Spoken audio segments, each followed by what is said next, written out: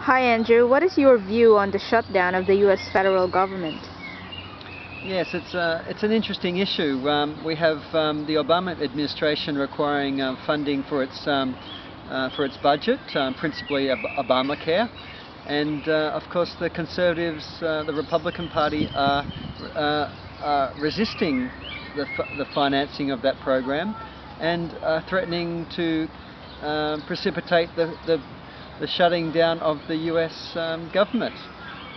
Now, in actual fact, the implications are relatively mute. The reality is public servants of any standing, of any importance, of any emergency, any emergency position or in any critical functional role will retain their positions, and they'll expect to be paid, and they will be. There's not a question about that. What is at issue really is the fact that it's really a form of extortion. This is how our political system functions. It's an extortion system where one part of the Congress is in effect trying to sabotage the executive government, which is ridiculous. There's no rational discussion.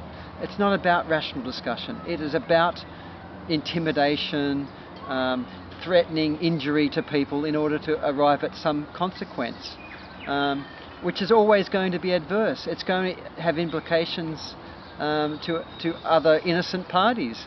How can you run a government like that? That's a ridiculous process.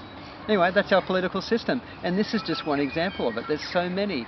Protesting is another example, where you have a group of people who have to get out of bed and waste a day protesting on some issue, which is a hard thing to do. You don't want to waste your time doing that because you feel that it's not going to have any consequence. You shouldn't have to do that. This is a ridiculous system. We should change it. Well, one interesting comment I read on the internet is that amidst all the suspension of services, it seems like Congress and Obama are still going to get paid. Well, I don't care about that issue. That is of no consequence to me. It's just all fluff. It really is posturing. So, yeah, I'm not concerned about that as an issue. So you think that the political groups are just using that as an argument? Well, no one's using that as an argument, are they? Yeah, the libertarians are. Well, I think that's petty talk from not very coherent libertarians, and sadly, the majority of libertarians are conservatives, so who have no rational foundation for their ideas. They're mystics, really. So no, who cares what they think? And sadly, they're the dominating influence on the libertarian movement. Well, I'm quite curious about the Obamacare, and I think that is one of the reasons why the opposing party or opposition is against the budget. What's so wrong about the Obamacare? Well, it's not funded. It requires on extorting money from one group of people in order to finance another group. So it's a taxation device. Well, of course it is. It's unfunded extortion. It's taking money from some people in order to give it to others. It's not sustainable, and people need to take responsibility for their own lives. Does that mean it's the first place to start? That's another issue. But at the end of the day, Obamacare is not the place to start. So yeah, you'd reject it out of hand. Okay. Well, another point on the Obamacare. Do you believe that it's actually a tool to increase the joblessness in America?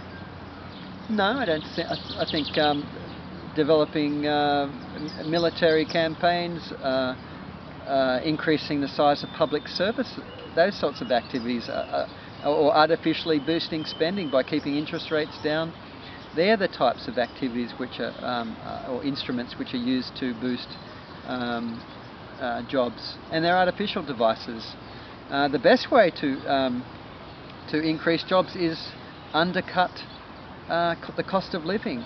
Find ways to cut cost of living so people have higher real wages, so they can have greater surpluses to spend, so they have greater confidence about spending, and therefore they bring forward spending because they have confidence that their capacity to meet future payments is there. Immigration is another way. Allow all those Mexicans who are basically already Americans, who have raised children in America, allow them to stay and give them certainty over their life. And that's another way of improving America's outlook. Now, some will complain that brings them under the welfare umbrella, and that's another cost to the American taxpayer. That's true. So cut spending, cut the size of government. That's the ultimate solution to that. Make people more accountable for their own lives. Give them the power to be in control, and they'll assume it. Very interesting, Andrew. Thanks for your insights again.